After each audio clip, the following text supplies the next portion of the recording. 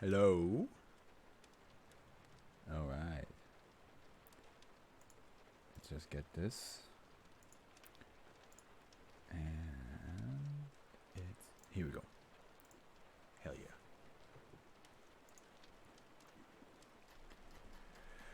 So first of all, before we start, I'm thinking that for YouTube, since I usually stream, or it used to work, it doesn't work anymore, as I said multiple times before. I used to stream to Twitch and YouTube at the same time, but now it doesn't work like that anymore for whatever reason. And I'm thinking that for the YouTube section, I will now start to have a new thumbnail, because it is pretty repetitive thumbnail. It's the same image. The only difference is the numbers. Because I thought that would be easy way to keep the flow. But I do realize that probably the thumbnail should be a bit more interesting. So I will make a new thumbnail for that. Not only that, but also I've recorded the first episode of JoJo's Bizarre Adventure Part 6 as a reaction today. So I'm going to do that tomorrow as well. It's going to be uploaded tomorrow. There's going to be... So for this SCP reading right now, when that's out tomorrow, there's going to be... well, when it's out... Yeah, it is going to be out tomorrow. That's going to be a whole new thumbnail. I have an idea how to make it a bit more interesting. Of course, it also depends on the SCP, because I'm not sure if every thumbnail every SCP I can actually duplicate in the thumbnail style. But I will try. Alright. That's basically it.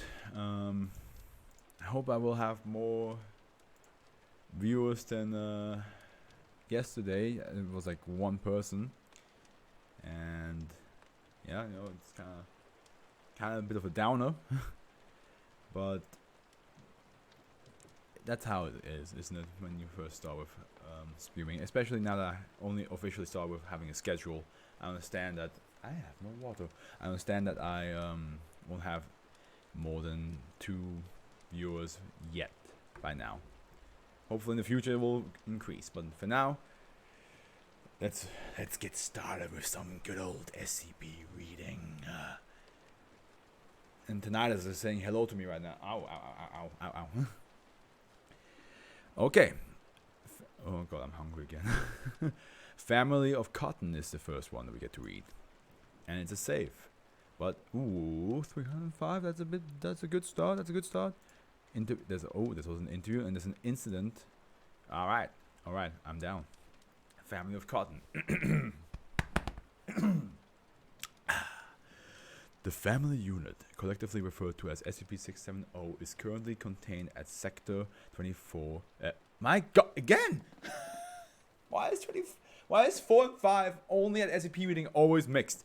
Sector 25, located in Blanc, England. Members of SCP-670 are to be contained in a shared 12 meter by 6 meter holding cell, observed via surveillance camera.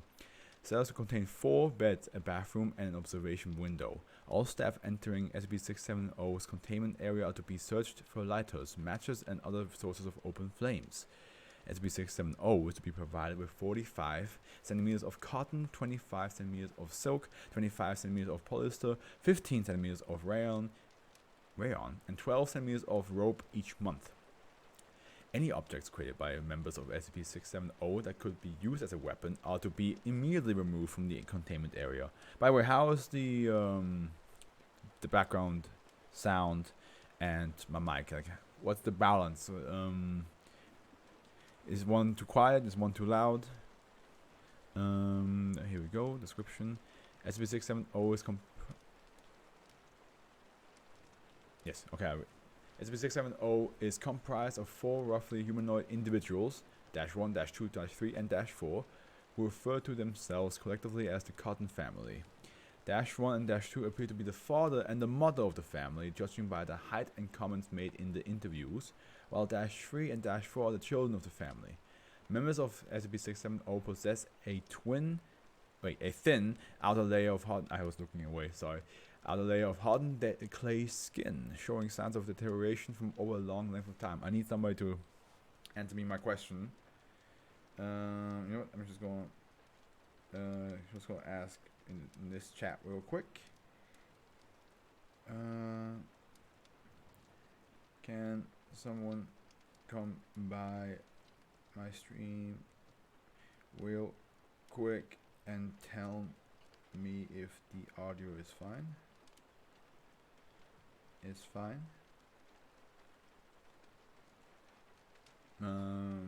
What? Here we go. Adding. Where that? There we go. Just needs a quick. Here's a quick information drop. Okay, yeah. On this, the organs, flesh, and nervous systems are composed entirely of different types of thread. The majority of the thread used is cotton, but large amounts of silk and polyester are also present. Small amounts of rayon and nylon are also noted in the internal organs. The skeleton is composed of rope knotted into suitable shape, and the fingers of SCP-670 member seem to be rusted sewing needles. Okay. Members of SCP-670 have demonstrated an advanced aptitude for the use of thread using their fingers to create extremely complicated objects such as suitable eating implements and seating. In a short amount of time, notable objects created by members of SCP-670 include 1 bicycle functional, 1 television non-functional, 1 clock functional, 1 roast chicken consumed by members of SCP-670, 1 detailed family portrait, and a dagger. See interview 670-1-1. I think from like OBS it looks like it's very quiet. No, I'm gonna increase it just a little bit just to be sure. Actually, it doesn't seem like it's changed much. I'm gonna let's do like 12 maybe. I hope that's I really don't know. Maybe yeah. I hope that's good. I don't know. Members of SCP-670 show discomfort when using objects not composed of thread, such as plastic chairs or writing implements. The reason for this is currently unknown, and members of SCP-670 refuse to elaborate on it. SCP-670 was first discovered at blank forest near blank when a group of hikers reported that they had found a house made of rope in the forest. Feels very much like the Hansel and Gretel witch, where it's just a random house made out of sweets and candy, but this one just rope. Agents were dispatched to investigate the matter and discovered SCP-670. The hikers were closed with Class A amnestics, and SCP-670 was brought into containment without incident. Interviewed -1 Dr. Blank. At approximately blank blank on blank blank 2000 blank, -1 constructed a dagger using SCP-670's monthly thread ration. The dagger was immediately confiscated and -1 brought in for questioning. Okay, SCP-670-1 is brought in by security. Hello, -1, please have a seat. Do you have any other chairs? I'm afraid not. Can I stand? No. Sits down. So, what's this about? I understand you made a dagger earlier today. What did you intend to do with it? Seems confused at this point. I don't see what... Oh my goodness, no, I'm not a violent man, sir. I see. However, if you didn't intend to escape, what was it for? Rodents, sir. I'm sorry? Well, I've been hearing squeaking for the last few nights, and I thought I should try and get rid of the rats. They spread diseases, you know. Alright, well, while you here, -1, I'd like to ask you a few questions. I'll try my best, sir. Can you please tell me where and when you were born? 18 blank, sir. Do you have any relatives? Yes, sir, my 2 children, Alfie and Elizabeth. I mean parents. Oh, you mean Granddad Cotton. Can you tell me more about Granddad Cotton, -1? Well, he was a clever guy, good with his hands. Gestures at himself. As you can see, don't really remember much about him. He died a while back. Great guy, though. Well, you can tell me how you met your wife. I don't quite remember that, sir. It was a long time ago. Well, that's all for now. -1, please return to your containment area. We won't tolerate weapons again. Sorry, sir. Okay. Closing statement. -1 was returned to the containment area and currently under heightened surveillance. And this is the incident Yes, can you... Hello, Murphy's Law. Welcome to the Fluff Sexy Bitch. And can you just tell me if the background audio is... If it's good, if it's too loud, if it's too quiet. And... Sounds good to you? Okay. Oh, that's all that matters. Thanks for coming in real quick on that quick whim. And telling me, because I asked... It did say that I have one viewer and I asked, but nobody answered. So I was like, oh, maybe it's not really there. So I just need to make sure. And yeah, thank you. I really appreciate it. Okay. Okay. -1 was returned to the containment. Thanks, man. Was returned to the containment area and it's currently under heightened surveillance. Yeah, we just read that. SB involved SB670. Date blank blank blank. SB670 containment area description. 7:40 p.m. Members of SCP-670 are consuming a polyester steak. Now I wonder, does that steak have protein for those SCPs just as a normal steak has for us, or is it just what? What does polyester give to them? Is it fiber? I don't know. -3's eating implement slip out of its hands. -3 suffers a small laceration on his left leg and attempts to conceal it. Other members of SB670 do not notice this laceration. Wait. Did he lacerate himself when his eating implements fell off? Or did it just appear? Mysterious. There's more. No, there's more. Hey, no! Oh my god! Hey! Welcome to the Fluffy Sexy Bitch. I did not expect you. Oh god. Thanks for coming in. Checking on the audio. Now I'm flustered. Now, how dare you? How dare you show up and make me all... Stop! I need to read. I can't read when I'm flustered like this. Okay, just breathe. You got this. Afro, you got this. 8:10 p.m. No, 8:10 p.m. Members of it. Nah, don't do a voice. Just read normally. Members of SCP-670 are conversing while seated. -3 stands to get up but stumbles, revealing its injury. The other members of SCP-670 quickly approach. He waited half an hour to show his injury. That is interesting. Okay. I guess is that Alfie or Elizabeth? Who knows? 1 minute later, -1 and -4 restrained. Wait, excuse me, what? -3, -2 begins to carefully remove outer clay layer from -3. -3 vocalizes its distress at this point and continues to do so until 8:19 p.m. Why do you have to... Okay. Well, I mean, there's more in between apparently. That's a weird way for parents to act around the child. Cotton child. -3's outer layer is completely removed. A stitched together inner layer of red cotton is visible. -2 begins to unstitch. I can't stop smiling. I did not expect Peachy to show up. I really did not expect this. Begins to unstitch this inner layer. -2 deposits unstitched cotton thread on the cell floor. Inner working of -3 are now visible, including the heart and lungs. What kind of fucking family operation situation is this? He had a laceration. You don't have to operate on it. You don't have to be like, okay, full-blown surgery. I mean, come on, just fix it. Imagine if you did that as a real-life child. You just went home to your mom. You show yourself a little injury. You're like, mom, I cut myself on a branch while climbing a tree. And your mom just takes out a fucking bone saw. It's like, well, looks like that arm's gonna come off, sonny. And you're like, wait, hold on, what? Mom. Like, give me your arm. Mom! Oh, man. That would, a lot of amputees would walk around if that was the case. Okay. Sorry, I was a bit loud there. Deposit unstitched the polyester thread from the lungs next to the cotton thread. -3's attempt to escape become less violent. -2 begins unstitching the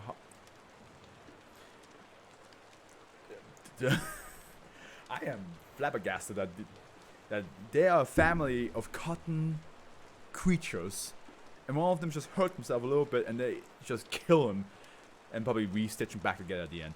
The unstitching arm, yep. Wait, yeah.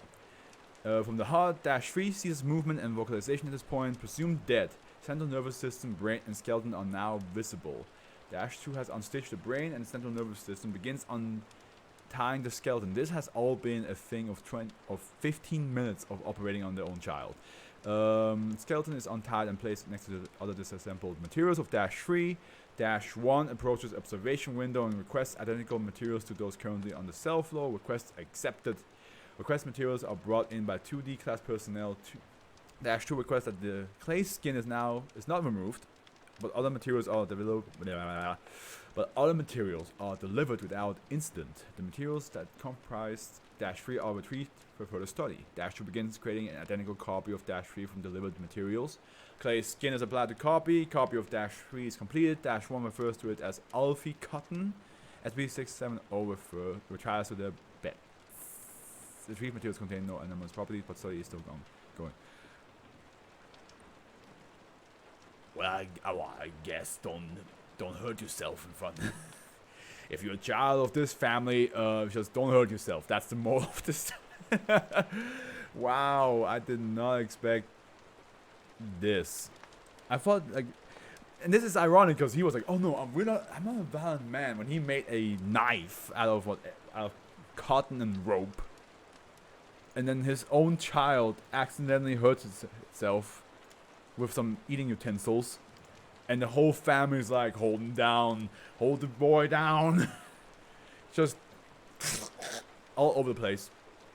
Yeah, you seem like a non-violent man, Cotton Daddy. That is for sure. As a SAP Foundation member, I would not trust any words you say afterwards with that scenario happening before. Well, that was the first one. Damn, what a way to start. Deconstructing ants. Pardon? What do you mean with that? Oh, that's a short one. Okay. Oh, it's a Euclid.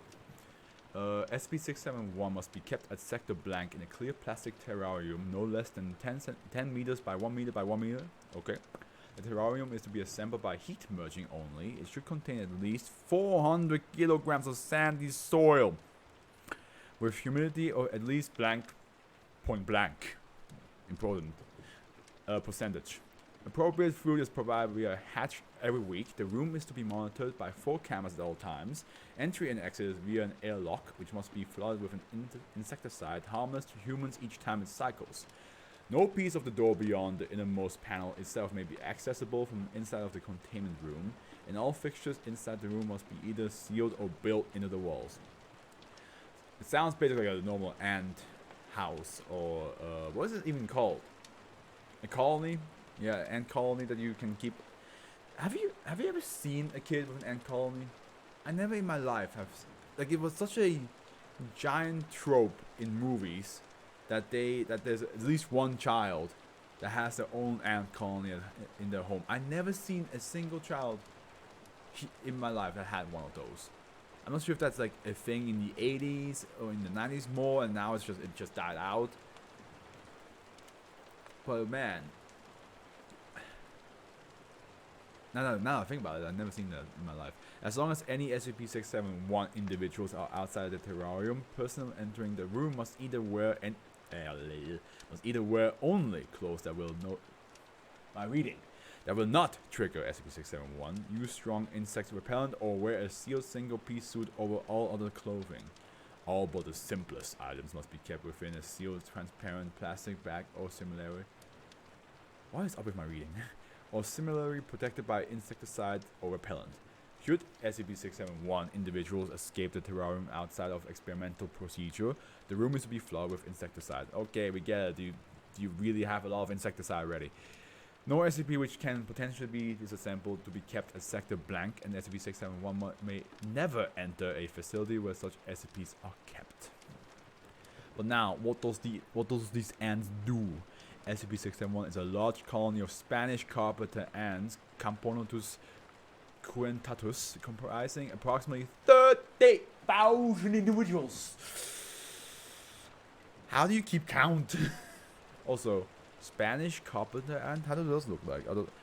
Spanish carpenter ants. Oh, yeah, okay, like the base. Yeah. Those are the ants that we have in Ibiza. They basically normal ants, right? Yeah. Except that they're like super tiny and a lot. Okay. When SCP-671 is faced with a complex artificial device, constituent individuals will attempt to reduce it to its simplest Wait. Is that... Oh my god, that is dope. Do those ants just take apart any mechanical or anything that has like multiple components? Dude. Dude, can you imagine? Can you imagine you're just lazy. You're like, oh god, okay, I need to take this computer apart, but I don't know how. And I don't know how to do it safely. And then this group of 30k of ants just like, leave it to us, bro, leave it to us. Just takes it apart, and you're just like, wow. The absolute professionalism of these ants. Organisms, living or dead, do not trigger this behavior. Good. I don't want those ants to think like, oh, we can take you apart. No, thank you. I'm good. I'm happy having everything on me right now, okay? The ants appear attracted to artificial devices as to food sources. Screws will be unscrewed, staples and nails extracted, etc. In the process, even a single SCP-671 individual is able to exert forces several hundred times greater than a normal sea quintetus. When large numbers of ants collaborate, they are capable of surprising feats. They probably can take a whole truck apart.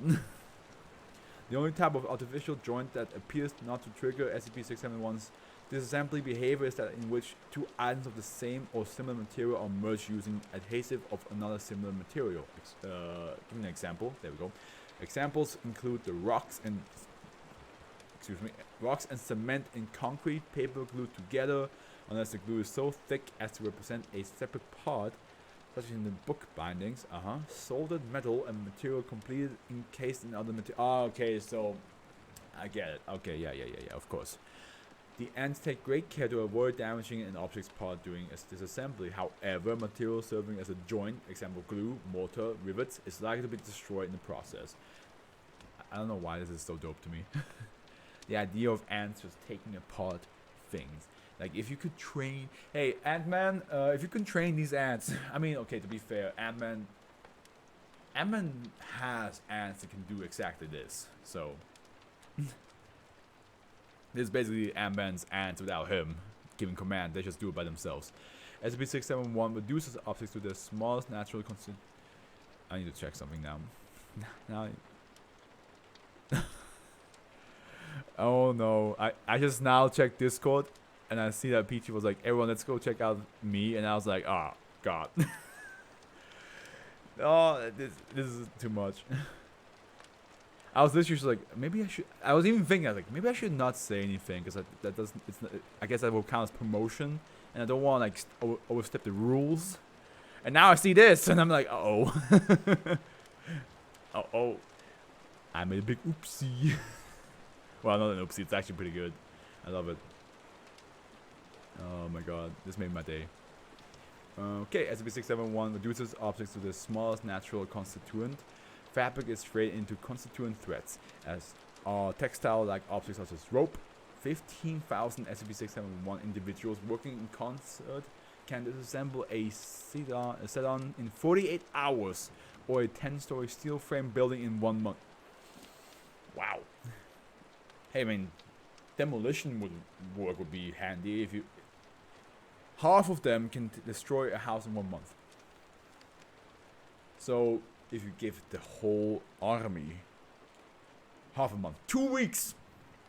2 weeks, I tell you. Give me 2 weeks and this house will be gone. Just, my aunt's not, this house is gonna be down. It's gonna be gone and nothing, you won't even be able to fucking tell who did it. No fingerprints, no human touch. Just ants, nothing else. They show little intelligence beyond that strictly necessary for disassembly and will mindlessly attempt to take apart running machinery or containers of poison at great risk to themselves and the colony. In blank of blank at Alcana, Spain, a group of SCP-671 individuals proceeded to disassemble the motor of a running tanker resulting in data expunged.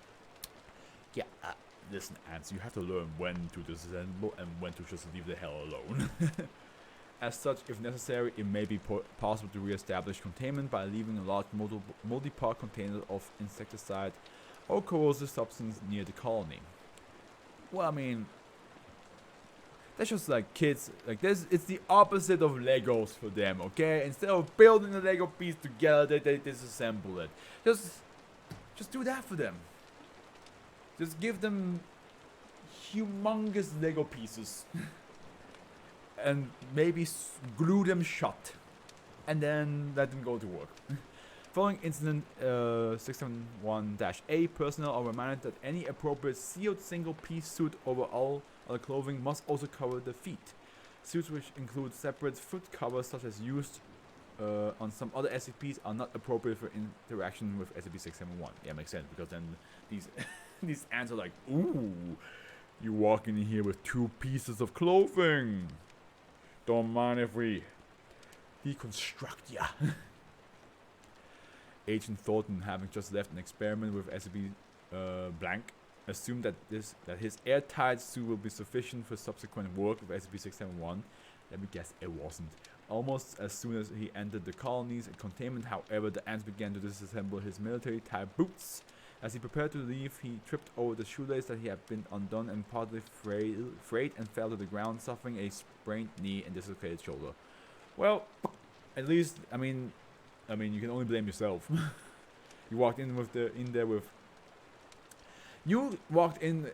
equivalent of walking in on a child with a giant Millennium Falcon Lego piece, and you know the child loves Legos, and then he charged at you, jumped around you, and you're like, oh no, stop, wait, hold on, I need to pull it down, and then you trip and you hit your face on the ground. You had to just pull it down on the ground before, and then tell the child, hey, wait up, hold on, hold on a minute, I have a surprise for you, but you stay here, let me just pull it on the table, otherwise you're gonna kill me. Okay. Yeah, no, this one was fun. I just love the idea of ants just deconstructing things. I love it. Love it, love it, love it. What do we have next? Rock coral. Here's our third one. Another short one, damn. Another Euclid, okay. The sample kept at research sector blank is to be maintained in a biodome suitable for desert life, with accompanying scrub plants. Samples may be taken at the discretion of Dr. H. Blank, with actors to have relevant data for the location of SCP-672 colonies uploaded. Any wild colonies are to have an MTF dispatched to enact procedure Lambda 6. I'm gonna say it now.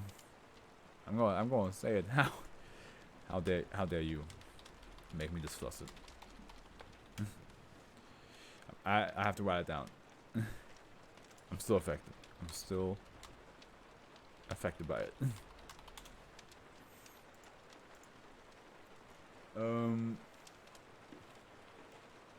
SCP-672 is a species of cold.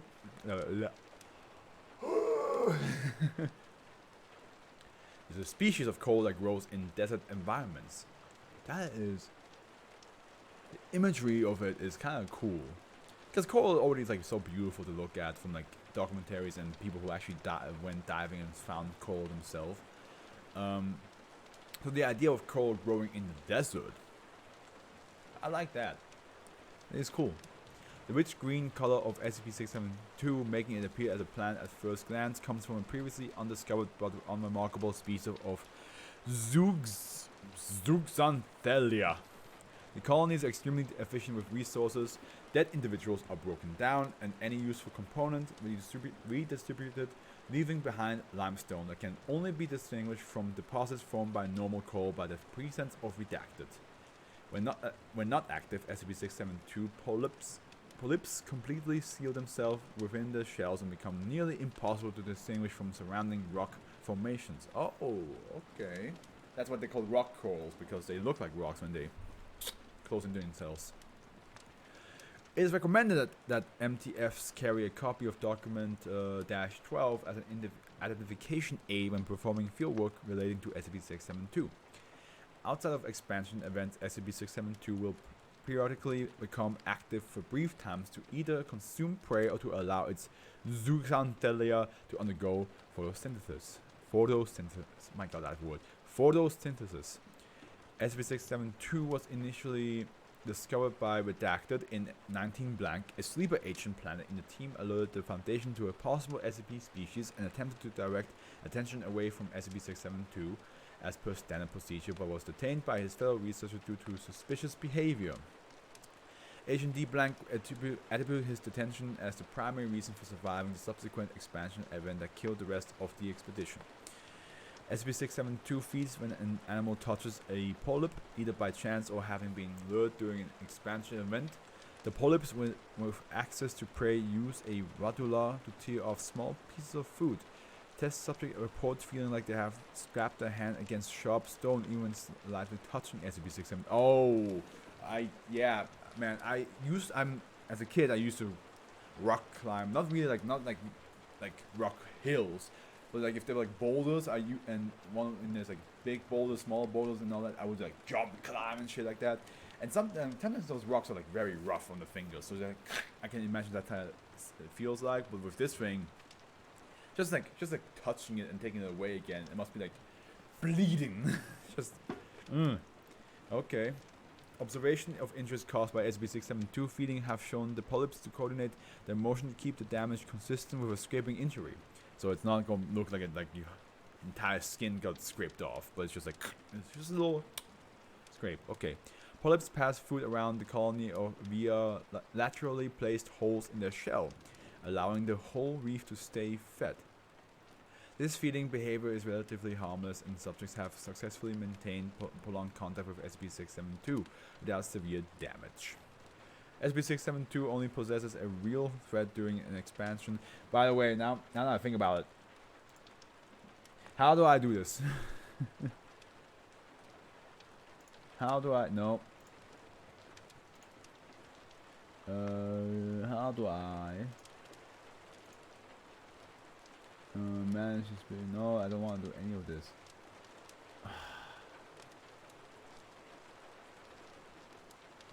God damn. I need to find. I want to find out right now. I can't leave it at this. I can't leave it. I can't leave it at that. I have to do it. It is a must. Okay, well, hold on, guys. I know. I was in the middle of the reading, but now I gotta find out. Twitch, chat, follow, command.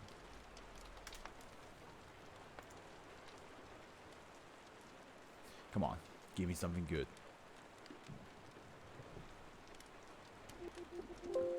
Oops, that's not. That's not how you write it.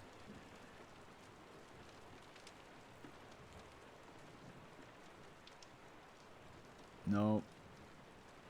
This is not what I want. This is not at all what I want. Come on. I will. Let me just give me like 1 minute. I'll figure this out.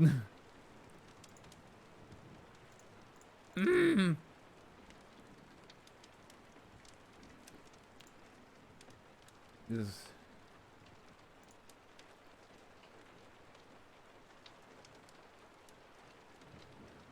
Okay, I don't know. I don't know how to do this. If I do,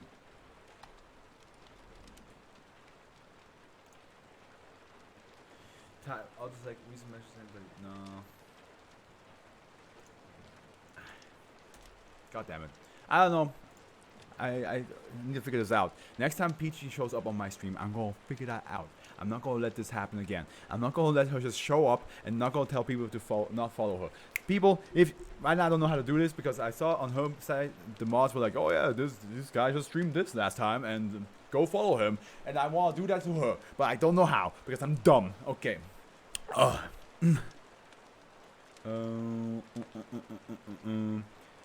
pass food, harmless and subject success, maintain prolonged contact without severe damage, yes. SCP-672 only poses a real threat during an expansion event during which the colony attempts to draw in as much prey as possible leading up to its reproduction.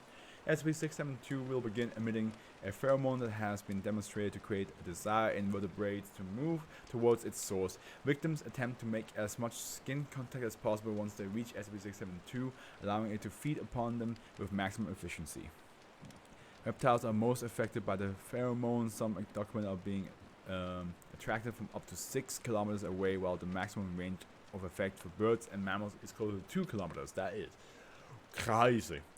Upon cessation of pheromone production, SCP-672 emits a cloud of spores, most of which settle on and around SCP-672 with large amounts of collecting on prey caught upon the colony.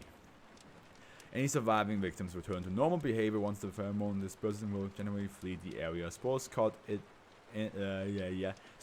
on these animals remain dormant until death and will grow to become a new colony on the corpse. How about you don't do that? No, thank you. I don't want it. I don't want it. Okay. There we go. How do I do it? What happens if I just click on this? Oh. That's what happens. Okay. Well. How do I... No, I don't want to... Man, Twitch. I really don't know how to do this. Was she online like recently? I thought, wait, wasn't she? Oh, she's doing something else. That's why. That's why. That makes more sense. That makes more sense. Okay. No. Ah, god damn it. I will find out one day. I should not try to do this in the middle of the stream. Tissues. Wasn't there another one that was just tissues? Oh, okay, this one. Okay. Well, key. Okay, there's a key to one. Here we go. Here goes nothing. No living tissue is to enter the main containment area while SCP-673 is present. Dual airlock systems separated by decontamination. I cannot read tonight. What is up with me? Decontamination and scanning cells are to be maintained at all times. Containment cells to be immediately locked down during any maintenance or power failure, with release only after review by site security. Equipment exiting the containment cells to be sterilized and remain in quarantine for a minimum of 2 weeks before being reused. Containment cell maintenance is to take place only after SCP-673 has been removed to a temporary containment cell. And my lips are dry. All surfaces are to be received treatment by chemical agent NIOX9 with any overgrown areas extracted and rebuilt. Containment cell must be cleared of all personnel for no less than 12 hours before SCP-673 can be replaced to primary containment cell. Temporary containment cells to be flooded with NIOX9 for no less than 48 hours after SCP-673 removal. Independent instances of SCP-673 are to be severed and isolated as soon as possible after initial discovery. Evaluation of newly severed instances is to take place within 5 to 8 hours post-severing. SCP-673 instances found to have no research, production, or other value are to be incinerated immediately after evaluation. Instances added to the main contained mass are to be recorded and logged with central records. Any staff working in or around the containment area are to be placed in quarantine immediately after completing the given tasks. Observation of quarantine subjects is to continue for a minimum of 2 weeks. Any erratic behavior, growths, or other SCP-673 symptoms exhibited by subject is to be reported to Site Command, with subjects being held for eventual evaluation. Okay, that's a long containment procedure, but here we go. Let's see what this thing does. It's just tissues, eh? Maybe. Who knows? I thought I heard something. Every time I read SCPs, I always think I hear something, and yeah, you know, kind of freaky. it's a bit freaky dicky, if you know what I mean. I mean, at least the whole thing of me thinking I see a head poking around the corner has stopped. I remember when that was a thing. Oh, I hated that. SCP-673 is a mass of organic tissues. So it ain't. We're not talking about this type of tissue, are we? Eh? Shame. Why can't it be simple for once? Why can't it be simple? Connected in what appears to be a totally random assembly. These tissues include recognizable structures such as hearts, digestive tracts, blood vessels, and brain matter. However, many tissue structures are not identifiable by composition or purpose. That is reassuring, isn't it? Can you actually see me if I look at you because of the reflection on these glasses? Probably not, huh? You can only tell that I'm looking at you when I move my head towards this direction. But my eyes are being covered by light. These structures are also noted for the increased size, appearing 20 to 50 times as large as the normal counterparts. Sample tests have shown the basic structures of SCP-673 to have no known counterpart among normal organics and lack any form of DNA or normal cellular composition. I think that's the reason why, now that back to the whole glowing light in my glasses. I think that's the reason why most webcams are like somewhere where the camera isn't. So when I turn somewhere else, there's nothing obstructing my eyes. Too late now. This is the only way I can do this in this setting I have. Tissues appear to operate without the need of any outside stimulation or substance, with hearts beating for days with no blood or nerve connection, and lungs continuing to expand and deflate even when severed and fully submerged. That is tissues. I mean, a heart beating without any connection is already. Tissues isolated from the main mass will grow into surrounding structures using what appear to be tendons or thin bone-like structures to penetrate and spread over walls, floors, and ceiling.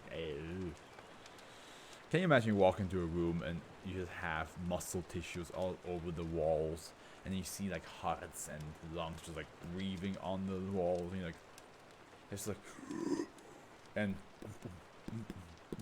you're like, well. This is this is lovely room you have here. Thanks, I decorated myself.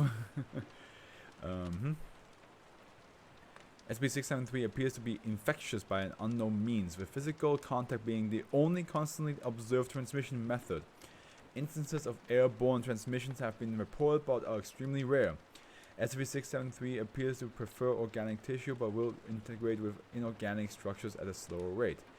Testing has shown that tissue integration appears to progress along loose guidelines in regards to inorganic structures. Pipes become veins and beams become bone-like supports. Doorways become valves, etc. in a slow progression. The Shell Project 2 has shown that with sufficient space and ample amounts of organic materials, SCP-673 did expunged. Okay, there's an addendum which is written differently, and it leads to a different SCP that we're not going to read. Note, organ dominance resulting in tissue with non-human analog may produce unidentifiable behaviors. All records of subjects producing non-human tissues are to immediately be remanded to central records. All SCP-673 subjects are to be observed and recorded continuously during containment. I just realized that my gum on right here on the other side though. On this side, right here, it's swollen, which is very uncomfortable. Full records of Shell Project available pending O5 review. Partial transcript available to level 4 cleared staff pending approval by central records. Okay. Document 88-9-R infection progression. Initial stage infection begins at point of contact in 96% of all cases. Physical contact with SCP-673 will cause subject to develop a small rash at the point of contact, which will fade within 2 hours. My nose. The subject will start to exhibit erratic behavior 5 to 4 days. What the fuck is wrong with me? 4 to 5 days. Why is 5 and 4, whenever I read SCP stuff, always What in hell, man? What the hell? It happens nowhere else. Is this some sort of fucking anomalous effect that this site has on me? I don't understand. 4 to 5 days post-contact, with step behavior becoming more pronounced as infection continues. Behavior varies between infection with increased appetite paranoia, inappropriate appetite, and increased libido among common symptoms. There is no consistent behavior progression of development. However, behaviors appear to relate to the end-stage organ dominance. Mid-stage infection is variable, most often observed between 2 to 3 weeks after initial contact, not days.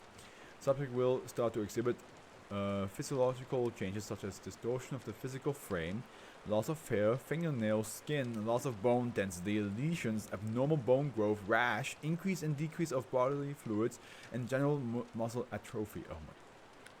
Whew, that's a lot of things happening to your body. A lot of things, more than the usual hormones that happens to teenagers. Subjects will begin to exhibit organ dominance, with one or several areas of the body beginning to swell rapidly and absorb surrounding tissue. Subject behavior will begin to centralize around these areas. Example, stomach dominance, subject engaging in continuous gorging. Heart dominance, subject going into prolonged, violent, and rhythmic spasms. Oh boy. Okay, yeah. What about brain dominance? Do you have higher IQ? Probably not. You probably have a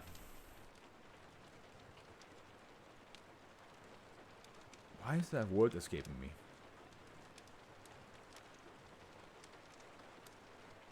I don't know why that was out of my head. My IQ has dropped, apparently. In end stage, SB673 sets in stroke. That's the word. Sets in 5 to 6 weeks after initial contact. Subject will begin full integration with the dominant organ growth. Subject will typically lose locomotion and the capacity for speech at this stage. Subjects appear to no longer require basic human needs such as food, for oxygen, and behave as a parasite on the main organ. Bodily tissues are absorbed and integrated by the forming SB673 organ body, with full absorption taking place 24 to 48 hours after end-stage onset. Any remaining will or mental capacity is deemed negligible at this point, with most emotional manifestation vanishing within 2 weeks. Okay. Document 003 Shell Project Memo to Project Staff. Let it be known that instances of attacks by SCP-673 masses are easily attributable to random organ spasms observed in nearly all instances of SCP-673.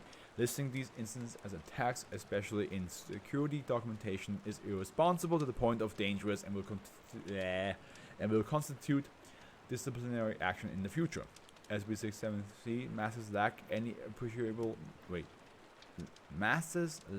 appreciable nervous system in most cases, and retention is nil. Incidents of escape attempts and communication are clear examples of anthropomorphism and misidentification, and are therefore not appropriate topics of study. Proposal to open dialogue with nervous system clusters will be subject to project command review and discipline. Dr. Kinder's incident should be a sufficient example regarding the need for professional detachment and logic thinking. A new project head will be appointed within the week, with Dr. Aarons taking interim control. Whew, that was weird for me to read because of how many mistakes I did while reading. I mean, my God. You think after reading 673 of these, and also in general reading books before in my life, that it would not be a problem to read all this stuff, but apparently no. Apparently my brain just decides to, like, yeah, no, you gonna be stupid sometimes, you know. The exposition, I don't know why I read Explosive Gun and I immediately thought of Borderlands 2. I'm not sure if I haven't played Borderlands 1, but in Borderlands 2 I know there's a gun that once you run out of ammo, you just chuck it like a grenade, and then it goes boom. Then it goes boom boom. Boom boom boom boom. I want you in my room. Let's live this life together. But the exposition gun is what it said, right? Basically what every modern movie is hit with. Like, That's one thing I do miss about older movie. That sometimes a character can just have a tragic backstory or something happen to the character without it ever be explained. They would have like an arm missing, scars across their face. They have some sort of like behavior towards certain things, and the movie would never in their life explain why they are like that. All you can assume is like, oh, something in the past. Who knows? Nowadays, if that person showed up, some other character would be like, that's Terry right there, Terry One Arm. He's called Terry One Arm because he fought against a shark once and the shark bit his arm off. And ever since then, he wants revenge. He wants to find that shark. And you're like, let me guess, he's gonna get revenge on that shark at the end of this movie then. So yeah. But hey man, I mean, it doesn't matter that much. It's just exposition. It's like a 1 minute thing. It doesn't change the movie to me at all. But I do miss the times when people didn't say anything. They just let it be a weird thing that a person has. When not being tested, SB674 is to remain in a locked plastic case in storage site 23. SB674's code is not required for its operation and is to remain coiled and tied. SB674 poses no existential threat to anyone other than its user. However, it has already demonstrated itself to be a potential security risk for the Foundation. Therefore, in the event that security around SB674 is compromised, on-site personnel are authorized to destroy it at their discretion. Testing is ongoing to determine the risks or impossibilities in using SB674 as an information gathering device. Yeah, I mean, it will work. You just boom, shoot somebody and they'll be like, ever since I was 7, I was afraid of monkeys. And you're like, oh, okay, well, I didn't need that information, but thanks for telling me. Description: SB674 is a zapper light gun peripheral for the Nintendo. And oh my god, it's the fucking NES gun. It's a zapper NES gun. Wow. Can you imagine? As a kid, you have this, and you point at your friend, and you pretend to shoot them. And next thing you know, the friend is saying like, I'm the one who ate your favorite pudding last night. And you're like, but you told me that it was Kevin. No, it was me. I did it because that pudding is so delicious, and I couldn't resist myself anymore. I hate you. Consistent with other models that were bundled with the NES in North America after 1985. SCP-674 displays typical wear and tear and some indication that previous owners tried to pry the casing open unsuccessfully. The device is not indestructible and has responded to stress tests as expected. Disassembling and reassembling the device has revealed no anomalous parts or internal tempering. Cleaning and maintenance of its parts appear to have improved its accuracy, but has not removed a blind spot that begins on the extreme right side of any screen it is aimed at. When SCP-674 is aimed and fired at any view screen, the user perceives that he or she has fired a shot into the displayed scene. Any physical object within the scene, whether live or previously recorded, will react appropriately in context. People who are shot will appear to die or be wounded, and other people in the scene will duck, take cover, or flee off camera. It must be noted that this will not correspond with reality outside of the video, and no one beyond the user of SCP-674 will perceive the change. Results will vary depending on the context of the video. Fictional characters in a television show will react consistently within the established parameters of their setting, while firing into the news reports or documentaries will produce a realistic reaction. Therefore, a shooting at an actor in an interview will produce a different result than shooting at the same actor who is currently portraying an invincible cyborg in a science fiction movie. Wait. That sounds like you shot Arnold Schwarzenegger. You shot Arnold, didn't you? You fucking shot Arnold. Don't even try to lie to me. Don't even you shot the Terminator, didn't you? Oh, he will be back. He will be back. Anime cartoons can also be affected, although cartoon logic produces wildly unpredictable results, ranging from causing a character to momentarily be obscured by a puff of smoke and be covered with soot afterwards, to get expunged. Yeah, it depends on which cartoon we're talking about here. Looney Tunes? Yeah, just. But then, X-Men? Yeah, that person's dead. The most notable result of use of SCP-674 is that it is permanent and can lead to very unusual experiences for the viewer. If a subject uses the device to shoot a character in a television series, they will forever perceive that they have changed the continuity. God damn, that's a word I usually always say. I don't know why I couldn't say it at that moment of the series. A character will remain wounded or dead, and other characters will respond in context. This will continue even if SCP-674 is only used once and the viewer is never exposed to it again. At a certain threshold, fictional characters will begin to make a broadly expositional statement to each other or through the fourth wall regarding the actions of the viewer, potentially divulging sensitive information. See addendum for details. This gun is not what I expected. I thought it's a gun that you just aim at somebody, you shoot, and they just tell you the life story, and anything that tells them who they are, what they think, what makes them tick. I didn't think that you can actually shoot somebody with it on TV and affect them differently. Addendum. SCP-674 was recovered from the home of M. S. a reclusive 33-year-old Caucasian male. Mr. S. came to the attention of the SCP Foundation through posts on his fringe political blog in which he had claimed to have assassinated then President and then Vice President blank, along with half of Congress, 4 members of the Supreme Court, and a wide range of new anchors, talk shows, hosts, and political commentators. Questioning of the subject revealed that he never left the house and honestly believed the news reports he was watching and using SCP-674 upon were real. Okay, so yeah, it doesn't. But as I explained, it doesn't affect the real world. Mr. S. claimed that he was using SCP-674 to stave off a military police state. However, using the device to assassinate so many high-profile figures had the opposite effect on the video reality he was experiencing. His final blog post described an increasingly unstable global order, martial law, and detailed description of catastrophes consistent with the hypothetical release of SCP and SCP among others. I'm hungry. Mr. S. claimed prior knowledge of the Foundation was laying in wait for agents, attempting to ambush them by firing SCP-674 into monitors attached to his home security system upon their approach. This, of course, had absolutely no effect on the agents, who immediately took him into custody and seized SCP-674. Yep. The ones in the monitor are dead, but the real ones are still walking around just fine. So you... Congratulations, you played yourself. On the questioning, Mr. S. said he had discovered the properties of SCP-674 when he idly aimed and fired it in an episode of the cartoon One of the main characters was wearing a graduate cap and singing about geography. Wait, that sounds familiar. Are you talking about... Wait, no, he didn't have...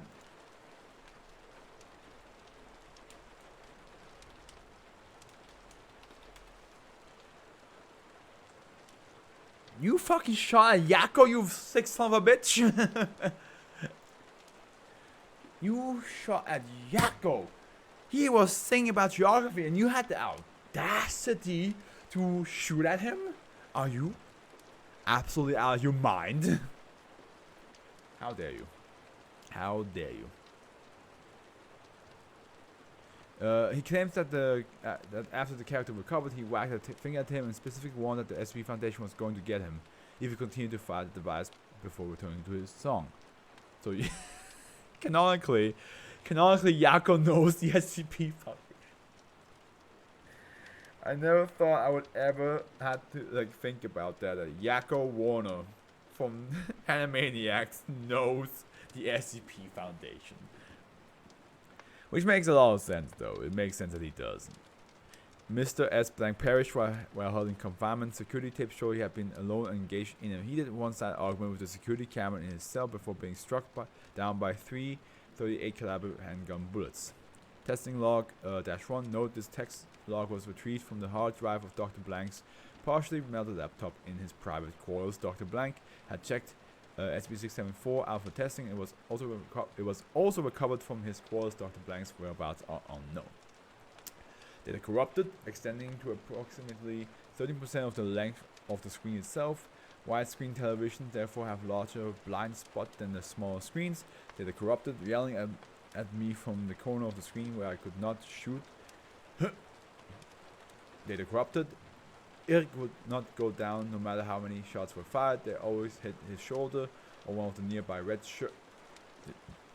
Oh, Captain Kirk, you You shooting at Captain Kirk? The corrupted collie is pressed against wall to his left, safe in blind spot. Scott, are you watching Star Trek and trying to kill them? The corrupted Buck claims he has reversed the polarity on a fast telecrop. Oh my god, this man was trying to kill the majority of the Star Trek characters. How dare you? Y'all have some nerve. First shooting at Yakko, now shooting at the Star Trek people? Oh my god.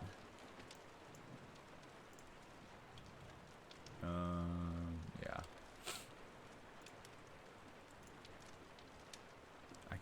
It's just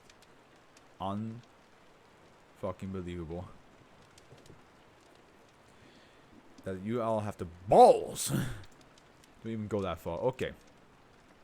This one, a yes, called Shadows Through the Window. Through the window! Through the wall! Jesus Christ, my balls, my balls! Oh boy.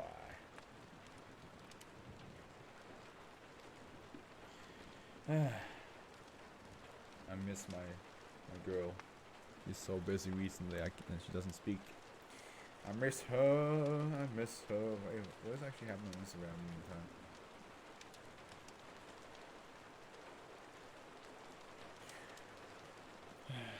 Okay.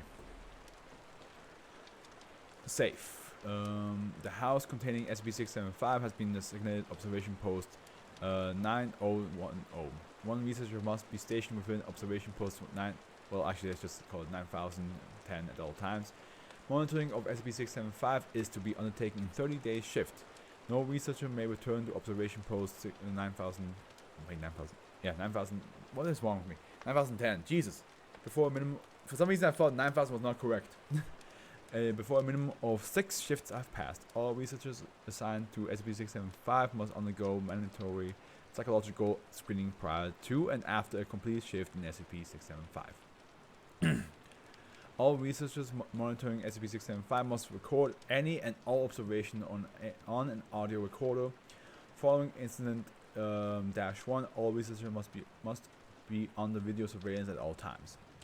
SCP-675 is a standard window and frame found in the northwest portion of observation post 9010 in the living room area during random time intervals. Shadows resembling humanoid figures designated -1 can be seen through the window. Oh, that's creepy. I assume nobody is here watching right now, or at least one person is. But I have a story about seeing something at the window late at night. But I want to tell that story when I have more people that get to listen to me. I mean, of course I can also just tell the story right now, but you know, it's a lot more fun when I actually have people reacting to this story. These shadows are visible at all times of the day and night, and are seen to be visually distinct from normal nighttime darkness. The instances are only visible from within observation post 9010. It is currently hypothesized that SCP-1 instances are trans-dimensional beings, and that SCP-675 functions similar to SCP-1278 and SCP-1288 as a means of viewing them. In order to aid in observation, a thin screen has been attached over SCP-675. This screen acts as a projection surface on which -1 instances can be seen more easily. Man, I don't like the idea. Like, here's a good thing. I live in an apartment, so I'm on the 5th floor, so I don't have to worry about, you know, people looking through the window, because I'll be like, yeah, how the fuck do you get up here?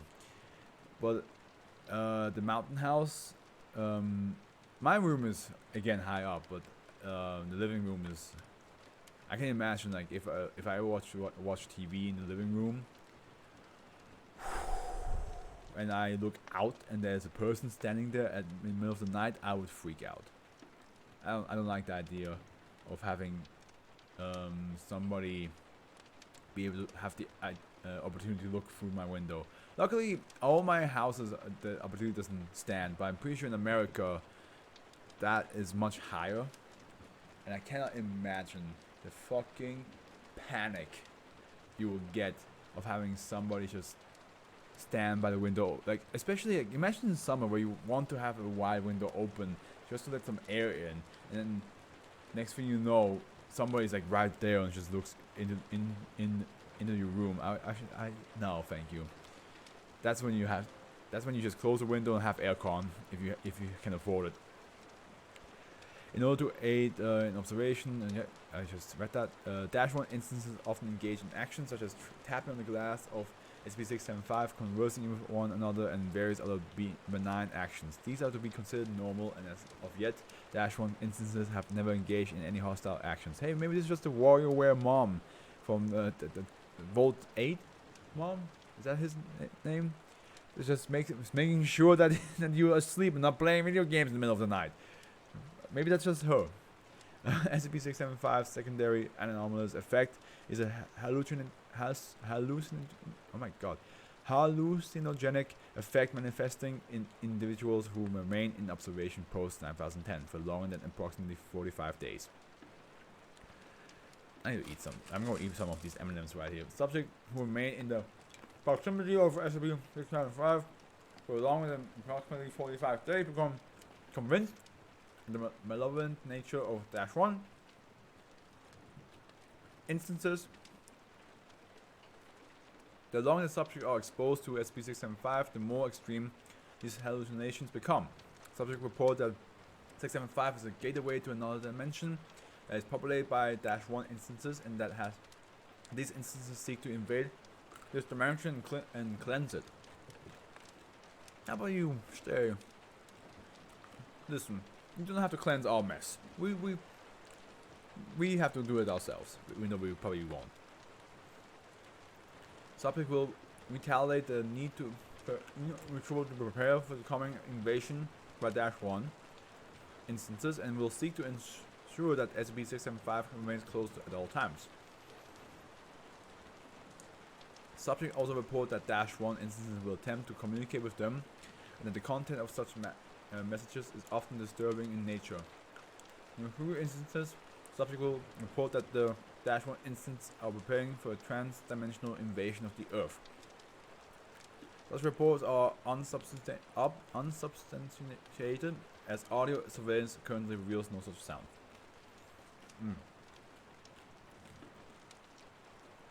The current video surveillance and rotation were enacted due to several breaches in which researchers constructed fortification and preparation for the believed invasion by Dash 1. In one extreme case, a researcher constructed an elaborate series of anti-personnel traps designed to kill or seriously maim any individuals who attempt to enter the house.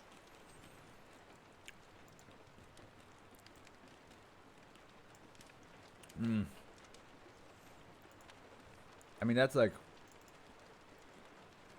I feel like that's like a childhood nightmare, right? Like when you're afraid of the dark and you're a child and you're in your own room and you have a window. I feel like like sometimes you just imagine like somebody is standing there and you think, oh shit, someone's standing there, they're about to break in, even though there's nobody there, or they're not gonna break in.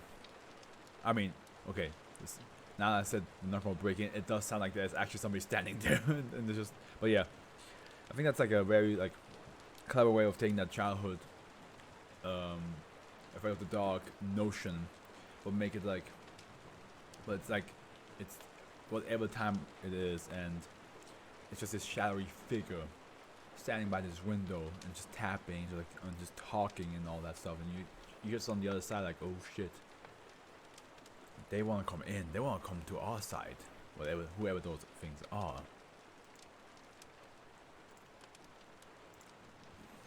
Unnatural hot spring. Oh, I could go for hot spring right. Man, these are all very short today, which I'm grateful for. I didn't sleep well again, so I get to sleep a bit better, hopefully a bit early today. The property containing SCP-676 is owned by the Foundation under the guise of Blank Incorporated, a shell corporation. It is closed to the public and posts. Also, I'm hungry, so I hope I can get to eat something soon. And posted signs indicate that the area is a hazardous material storage facility. Under no circumstances is the flow of water into SCP-676 to be interrupted. Backup tanks of water are to be used to supplement the stream's flow in the case of an obstruction. Vegetation is kept clear in a 10-meter channel along the course of the stream to prevent unanticipated interruptions. SCP-676 is a hot spring and an associated 7-kilometer long stream located in the hills outside of blank. Is it in Japan, maybe? You never know, we never know. When it was discovered by the Foundation, the basin of the spring was approximately 2 meters wide, but it has since expanded to over 90 meters in diameter. Wait, this one's called Unnatural Hot Spring, okay. The stream stretches from the blank river to the hot spring. Although the spring is 750 meters above the river water, Although the spring is 750 meters above the river, water in the stream flows uphill from the river to the basin. Oh, it flows uphill. We all float down here. Georgie. What a nice boat. We all float. Its temperature begins at ambient 22 degrees Celsius at the river and gradually rises as the stream ascends, reaching 82 degrees Celsius. That is pretty hot. Ah, that's hot. As it enters the spring, water removed from the stream exhibits no atypical properties and flows downhill normally. If placed on an incline where water added directly to the stream moves against gravity, as does any detritus carried in the flow, and that's why it's called unnatural, because it's going uphill. Despite being continuously fed by the stream, the water level in the basin remains constant, suggesting that it drains into the bedrock below. The water in the basin is between 81 and 84 degrees Celsius. That is pretty hot, as measured by IR sensor. More direct means of assessing the temperature cannot be used, as any object placed in the water disintegrates.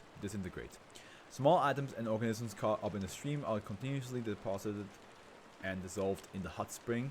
The reason for this is not known. In most cases, it does not affect the walls of the basin. See test log -1 or test log 1.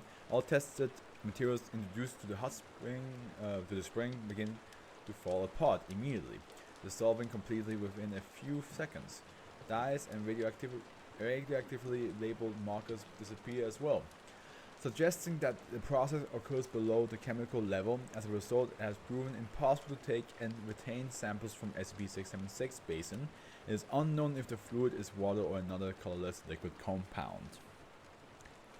Optical and sonic means of probing SCP-676 have mapped it deep underground but have not located a destination point. Analysis of the data indicates that the surrounding bedrock is abnormally soft.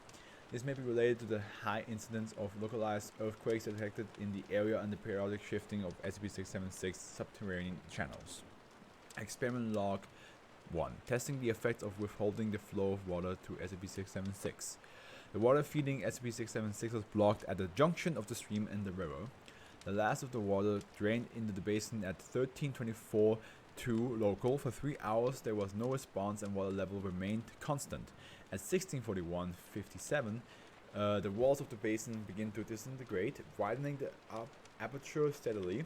This proceeded for 12 minutes, at which time the supervising researcher decided to unblock the stream.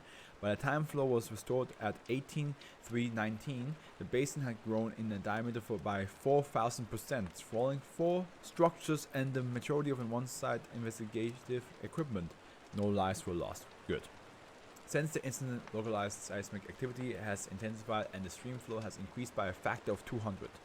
Containment procedures were updated in SCP-676 object class elevated to nuclear. Yeah, before Puppy was safe because it was just hot, it was just water that went upwards, but now that it spreads so much and makes a lot of the surrounding environment unstable. Yeah, that's definitely a Euclid situation, isn't it? I could go for hot spring right now, man. Unpredictable pogo stick. Man, tonight is gonna be a short read. Okay. Safe. SCP-677 is currently in the vicinity of Saturn's orbit. Aha. Due to its attraction to Earth, it is expected to land back on the planet by the year 2000 blank. At least one telescope will be trained on SCP-677 to monitor its movement. When re-entry occurs, a team will be dispatched to recover the object, whereupon it will be dismantled and returned to its storage locker at Site Blank. Wow. Imagine using that as a, like you're a child and you see that pogo stick. I tried a pogo stick, I couldn't do it. I'm pretty sure I could do it now. Maybe. But as a child I didn't understand how those things work. Also, I was probably very afraid of, falling over and hitting my head. SCP-677 is a silver blank brand pogo stick that has a significantly visible wear. Etched onto the side is an engraving reading, "For Mike, happy travels." Is this by One Entertainment? This could be something that One Entertainment did again. Who knows? SCP-677's frame appears to be indestructible by all normal means, though it can be dismantled. The spring itself oddly is easily broken, though it can be replaced with any spring that will fit around the SCP shaft. The type of spring used appears to have no effect on SCP-677's mechanics so long as it is unbroken. When used, SCP-677 will immediately jump to unpredictable heights and speed, regardless of the degree of power applied to the jump. Various heights ranging from 2 centimeters upwards have been recorded, and the highest obtained speed to date. Date on calculation of SCP-677's current trajectory is blank.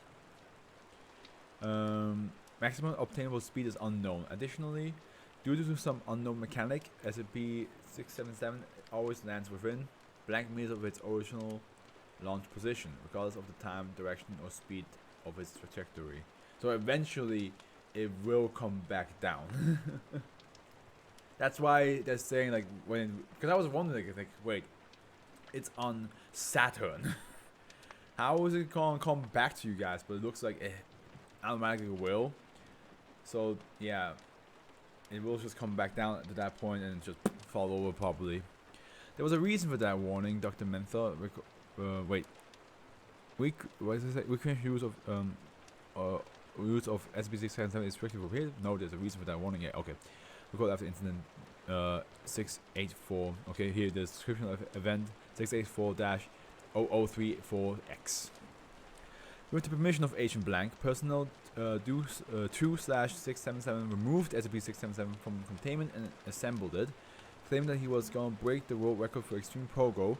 After donning a parachute and attaching several restraining devices between him and SCP-677, personnel 2/677 began jumping. After 8 such jumps of varying heights, SCP-677 immediately shot into the air, breaking its restraint, and it expunged. Personnel 2/677 was given medical treatment and severely disciplined. Yeah, of course. Fucking idiot. Why would you use an SCP to break a pogo record? Like, you won't get yourself killed? So that's how you get yourself killed, brother.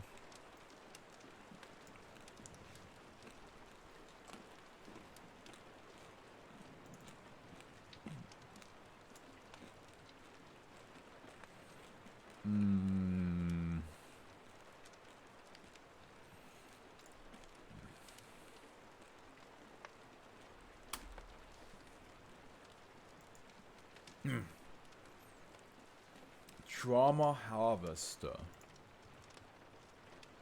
Okay. It is safe, apparently. Is it like the dream catcher thing? Well, it catches your trauma. Please, let that be the case. There's a lot of people I know that need it. SCP-678 is to be contained in a secure lockbox on site in a container rated for security against at least level 2 attempted containment breaches. Guards posted to guard SCP-678 should not be aware of what they are guarding, as recovery attempts are a risk. SCP-678 poses no recognized threat of escape at this time, but if the container is ruptured or SCP-678 removed for any reason, no personnel are to make unshielded contact with SCP-678. Okay, but what is it? What does it do? That is what is important here. You have to understand. The containment procedures is fine and dandy, but description is what we're here for. SB678 is a small statuette of a sleeping angel. Oh, ain't that nice? That displays no unusual characteristics under visual inspection. Upon unshielding physical contact with SCP-678, however, SCP-678 excises highly traumatic events from the subject's memory immediately, leaving a blank period in the subject's recollection of the past. This function is currently being evaluated for use as a new grade of amnestic, but the further effects of SCP-678 render it unsuitable for use at this time. Listen, there's always one drawback for something there's only a couple SCP that is just purely good. But majority, there's like some good side, but then there's a bad side that just doesn't make it worth it. The process of memory removal utilized by SCP-678 is damaging to the subject. However, in the week following contact with SCP-678, the subject mind continues to erode. This erosion does not stop, but reaches a critical point at any time from 6 to 9 days after initial contact, when the autonomous capabilities of the brain to regulate heartbeat, breathing, and other homeostatic effects is eradicated. Yeah. So not only does your memory go away, but your body forgets how to function. Basically, right? At this point, the subject typically dies of asphyxiation. Autopsy reveals no physical damage to the brain, and the method utilized by SCP-678 is currently unknown. After an event such as this, SCP-678 alters shape, the statuette shifting to a standing position with its eyes open and teeth clenched. The next unshielded contact with SCP-678 will cause the transference of the memories initially erased to the subject currently touching. Hey, Lexi! Welcome! Welcome! We're almost done. It's a shame that you got to just jump in the second last one, but I will definitely tell you all about the SCPs that we just read. Don't worry about it. Let's just get this one done real quick, and then I will tell you all about it. Wait, what was I? The next unshielded contact with SCP-678 will cause the transference of the memories initially erased to the subject currently touching SCP-678, and SCP-678 will revert to its standard form. Yes, okay. Subject interviewed during the decay process described himself as fearful, but cannot identify the source of the fear. As the personal sense of identity disintegrates,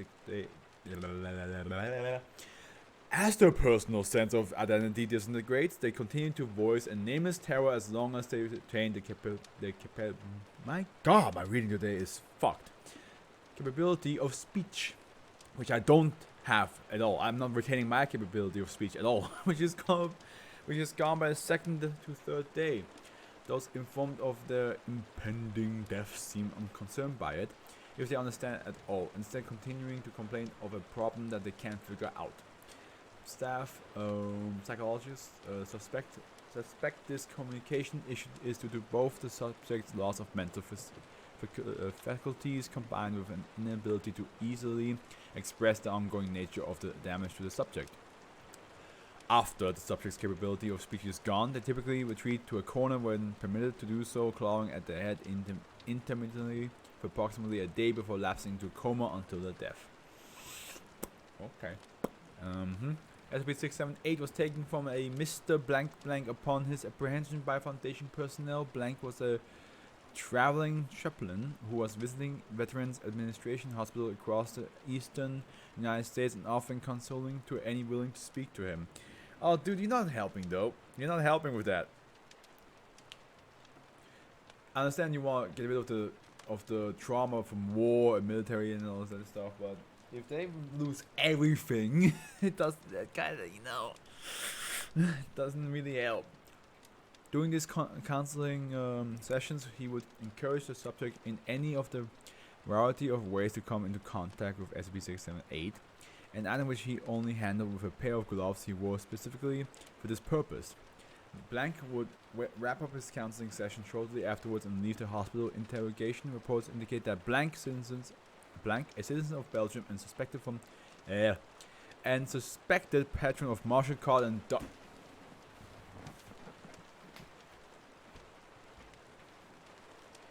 these motherfuckers. It's always them. God damn. I feel like I almost every 20 SCP that I get to read, they show up at least once. So like every weekend they show up once. It happens all the time, or at least majority of the time. Appears to have been using the device to harvest these experiences for personal amusement. Blank has been remanded to psychological ward 14 for evaluation, his termination, and pending background check and review of possible.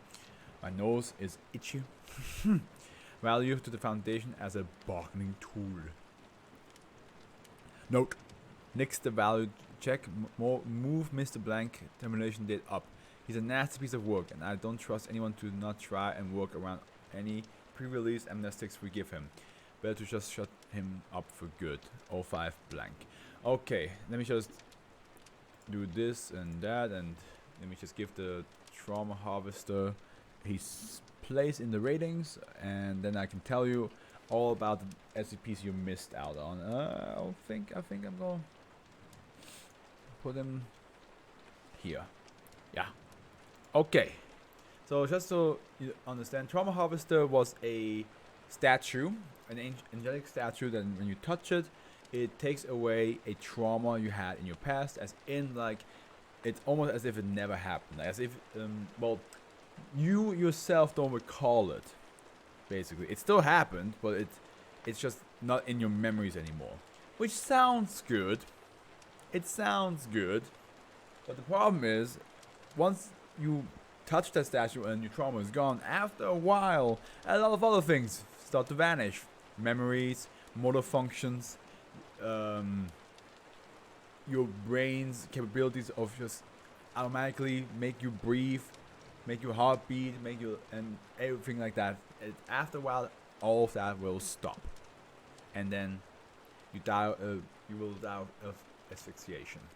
So yeah, it has a positive effect. You can take away a trauma, but after a while, you die because your whole body doesn't remember how to work. Basically, that's the Trauma Harvester. But then there's Family of Cotton. That's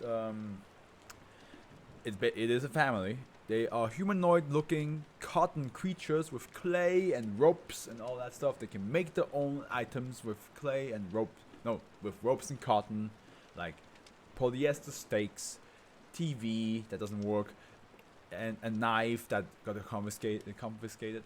And there's two grown cotton creatures, which are the mom and dad, and then two small ones, which are the son and daughter. And yeah, they can talk, they can behave normally like a normal family does, except that when one of the child got a laceration on the foot while eating a polyester steak, all the rest of the family members pinned him down and just committed surgery on him, took everything out of him, the heart, the brain. It's not normal brain, of course, it's cotton brain, cotton heart, and the clay skin got given away, and then they remade him from scratch. So normal family, except that don't get hurt, because then they decide to play doctor on you for some reason. Deconstruction ants is a whole colony, 30,000 ants. If you give them anything that can be taken apart, a laptop, a TV, a stapler, a car, a house, they will take it apart. They will deconstruct it from whatever it is to pieces, and it will be in perfect condition. It won't be broken, except if something's stuck together by glue or by a pylon. They will probably destroy the glue or the pylon to take that thing apart, but they can deconstruct everything. From what it did say, 15,000 of them can take a car apart in 48 hours. Then there is rock coral. It is a coral that grows in the desert, and it will close itself, and then I believe with camouflage it will look like a normal rock or boulder. And if you touch it, even a slight touch, your skin will immediately get an injury. Look almost as if you scrapped yourself on that rock, and that's how it basically feeds itself. Yeah, that's how it feeds itself, but it can also create a pheromone that will attract people or animals to it if it needs more feeding. But yeah, basically it's coral that just grows in the desert and looks like a rock when it folds into itself. Then we have tissues, which is not tissues, not like these. There's an SCP that is a tissue box, but it's not one of them. It means like skin tissues, muscle tissues, heart tissues, and all that. It's basically it's a growth made out of human tissue, and it can grow around the walls. It can expand itself, and if you touch it, then it will basically, your body will absorb that, and certain areas will fight for dominance, as in like if your stomach is a dominant effect, then you will have probably more stomach aches and bad digestion and so on and so forth. And it's considered keto because it can grow and spread via walls or humans or animals and so on and so forth. The exposition gun, it's an NES gun, and if you shoot at it, at a screen, doesn't matter what it is, TV show, live show, cartoon, the gun that you have in your hand will definitely affect the character in that show itself. If it's a live thing, like a news anchor, yes, the news anchor will be dead, but in TV only though, not in real life. In real life, he's fine. And if it's the whole show will then go on as if the character actually died, and then there's a whole new dialogue and so on and so forth, a whole new story. Shadows through the window. It's every child's nightmare when they're afraid of the dark. It's basically these shadowy figures that just pop up by a window, and they tap at the window and then talk, and if you in that area more than 45 days, you will then get hallucinations that you think that these creatures on the other side of the window, they want to invade to your world. But they don't. They never did. Unnatural hot spring. It's a hot spring that where the water flows upwards. So from the river to the hot spring, it actually flows upwards. It's incredibly hot. It's 82 degrees at the hot spring itself, and the river is like 12 degrees. So 22 degrees. So it increased by temperature by 60 degrees, while it goes up against gravity, basically. And it also deforms the environment massively. Like the river expands, and it shapes the environment a lot. Unpredictable pole stick. It's a pole stick that sometimes it jumps a meter, and then sometimes it goes into space. But the one thing is, it always will come back to where it originally jumped off from. Right now, it's in Saturn, so eventually it will come. And they did say eventually it will come back and land where it jumped off from. And then Trauma Harvester is the one we just read. Whew! So that's all the SCPs that we read. And there's the last one right now, I Rot. And that... Oh my. I did not expect a picture to come along with it. It's keto. Okay, there's a second keto in this one. Okay then. Samples of SCP-679 should be contained in sealed glass vials with the... Excusez-moi. I'm very hungry. With the temperature kept at 25 degrees Celsius. Infected subject. Is this a third eye-related SCP that I'm reading since I started streaming this? Because there was eye spiders. No, I think this is the second one. I don't remember if there was a third one. Never mind. Infected subjects should be kept restrained in a sterile environment. All personnel handling samples or subjects should wear Class A hazmat suits. Any material or infected subject removed from containment should be incinerated immediately. To prevent potential cross-contamination. At no point should samples of SCP-679 and SCP-1077 be stored at the same facility. SCP-679 is a fungal infection of a previously unknown Aspergillus species. It was discovered among the local homeless population in blank, Florida. Aha. Oh boy. Subject in the later stages of infection.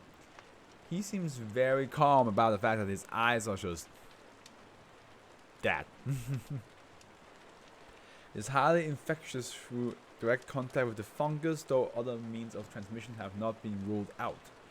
In early stages, subject complained of entoptic phenomena. Subject reports seeing tiny bright dots moving rapidly in their field of vision. This is especially prevalent when sneezing or looking in the strong blue light. Oh my god, I'm pretty sure almost everybody has things like those like white dots floating around. I think, maybe. I have them, for sure. Well, I hope it's not an SCP, but I had them since I was a child. After approximately 1 week from initial exposure, the sclera turns black. The subject loses vision at this time, becoming entirely blind. Within a day of this, small ulceration appeared to the corners of the eyes. This caused the vitreous humor to begin leaking out, having the appearance of thick black tears. Oh. Basically a woman with heavy mascara crying. But except that it's your actual eyes being black. Okay. Mycelia are also pushed through the ulceration. Each mycelium resembles a thin white thread coated with slime reaching as... God damn, this is disgusting. Reaching as long as 25 centimeters. As the ulceration widens and more of the humor leaks out, more mycelia appear. At this stage, the eye begins to rot entirely, a process sped up by the fungus. However, it is seemed to protect the rest of the eye socket and nerves, preventing infection by other pathogens in 80 to 90% of the test subjects. By the time the eyes have gone entirely, the sockets are filled with the fungus with a thick mass of mycelia hanging from the empty sockets. This process takes approximately 2 weeks from the time the ulceration appear. Once the eyes are completely gone, mycelia invade the sinuses where they trigger increased mucus production, which the fungus appear to feed upon. You can... Man, not only do you have to make the eyes rot away and fall out, you also have to create mucus? Come on, dude. What's next? You go dry my lips, make my tongue all dried up, and no, thank you. Create some earwax as well at the end of it. Once at this stage the fungus becomes mobile, the individual threads gaining motility. They move around the subject's face in seemingly random patterns. Once the fungus begins moving on its own, subject report the vision returning. Oh! The fungus appears to have photosensitive cells as well as a currently poorly understood ability to interface with the optic nerve. Subject described normal and in some cases improved eyesight except for a much wider field of vision. It's so hard to imagine having a wider field of vision.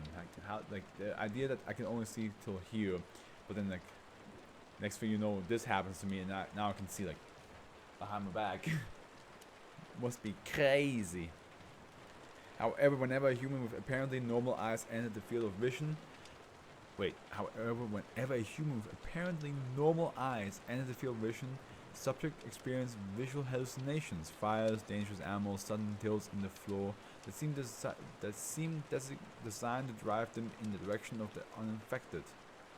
Because then the fungus can then infect them. Interesting. Once they are in range, the mycelia reach out to touch the uninfected human eyes. This appears to be a reproductive strategy for the fungus. Wow. The fungus is basically like, ooh, shorty, let me just get a bit closer. Let me talk to you. But then without the consent, you touch them. No good.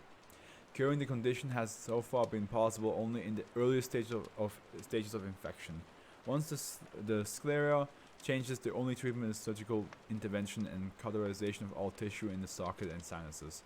Additional tests subject to explore this life cycle and reduction of SCP-679 are requested. And that is it. Wow. Today was much short of a read. Like what? How much time has passed? Not even fully 2 hours. Damn. Okay. Yeah. Here we go. Here's my list. Yeah. No, I honestly think deconstructing ants is a very cool idea. It is just, to me, it's like it's such a nerd thing. I don't know, something about it that ants just like taking apart and then and it's perfectly in perfect condition. The idea is just really fun to me that the ants can do that. Family of cotton. I think that's a very strong start, and it's also a very messed up start. Just like this, it's also so ironic that the dad was like, "Oh no, we're not violent," after creating a knife and then trying to explain that they have no intention to use that on humans except on rats that they apparently hear. But then they do things like, I don't know, surgically remove the brains and heart of their own child just because he injured himself a little bit. Yeah, no, not violent at all. Whatever you say. Unpredictable power stick. I had a laugh when they're like, yeah, it's in Saturn now. I was like, what? How the fuck? How did they go up there? And yeah. Also, the fact that one of the agents was like, "Oh, I'm going to use it to break the world pogo stick record." I was like, "Why would you ever use an SCP to break any normal human records, huh?" That just spells disaster, my man. I rot. Yeah, no, that's messed up. There's a lot of things that affect the eyes and so forth. I mean, again, the eye spiders and this. They better not combine to one single power, because that would be very worrisome. The exposition gun. I don't know, like I think the fact that it's an NES gun has a lot of bias on my side. I just love that. I love the Zapper gun. I didn't get to play a lot with it, but I just love the fact that it is an NES gun. So that's definitely the reason why it's up there. Unnatural hot spring. Really makes me want to go to hot spring again, especially in the one in Japan. Oh god, when this is bullshit pandemic over, I want to go to Japan again. Trauma harvester, yeah, it would be very useful if it wasn't for the whole fact that it erases everything else in your brain. It has done that to me because my reading was horrible this day, but yeah. Trauma harvester, like, if only there's a way to like not lose all of your memories and motor functions and autonomous functions for your body. Rock coral, yeah, I think it's like the idea of corals in the desert is a beautiful idea, but of course the fact that they have to eat somehow by absorbing skin from that you have to touch them, or they just absorb a whole human inside them, Yeah, crazy. Shadows through the window. I think that's a very clever idea of taking like the whole idea of like, I think it's a very childhood fear, right?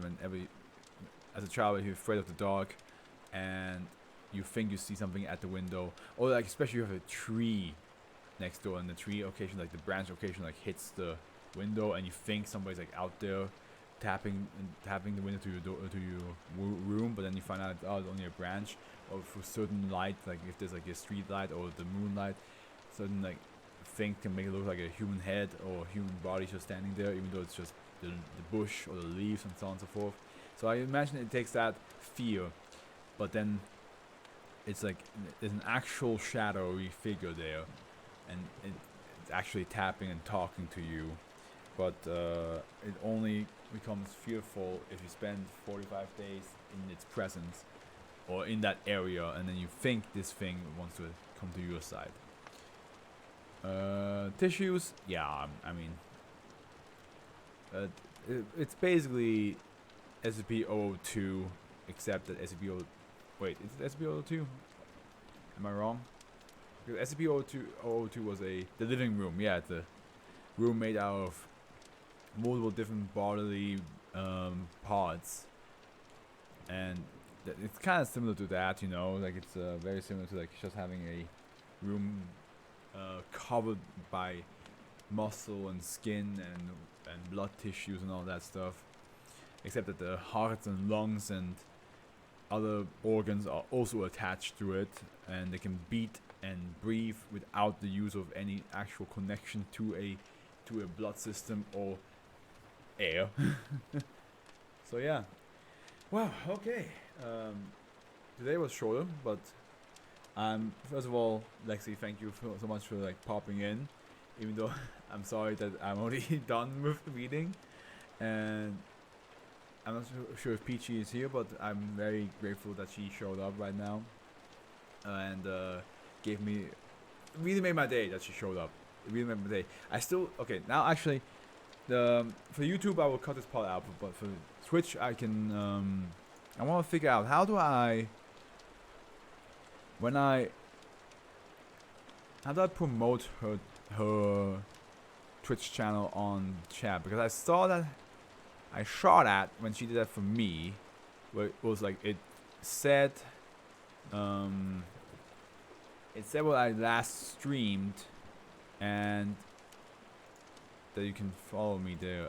But how do you do that?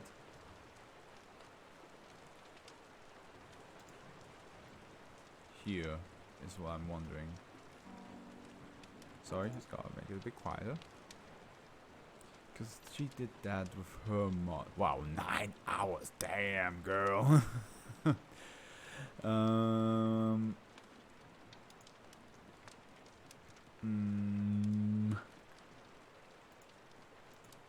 wish I knew the commands. I just want to do that in the future whenever I have an actual community, you know. When I have a community myself, and I should just say goodbye to the people for